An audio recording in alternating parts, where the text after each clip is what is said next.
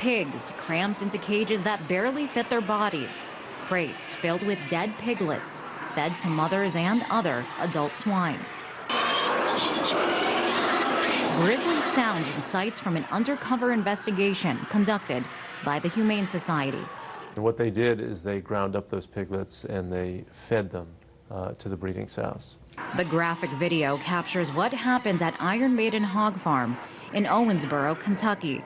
The Humane Society found more than 900 piglets died in 2 days. These factory farms are incubators for disease.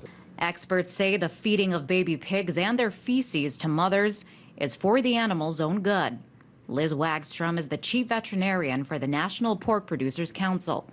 The process of controlled exposure, making sure that all of the pigs in the barn, the sows, the mother pigs, get exposed at the same time is a way we use to protect the unborn piglets and the new piglets that will come along.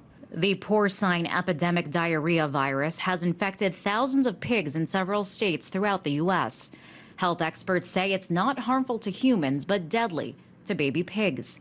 A piglet smoothie sounds grisly, but Wagner says it's the only way. It's not an appetizing picture. It's very safe, and it's what we have to do to protect the baby piglets, because there is no other way to immunize or vaccinate that sow. In response to allegations of abuse after the video release, the Kentucky Livestock Coalition says, quote, "Our animals are our livelihood, and the health and well-being of livestock is priority number one for farmers.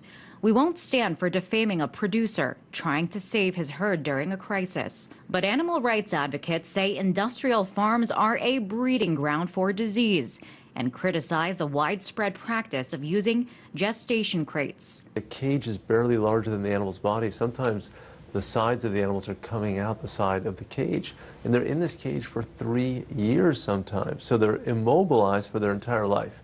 I mean, it'd be like, we were jammed in a tiny little closet and could never get out.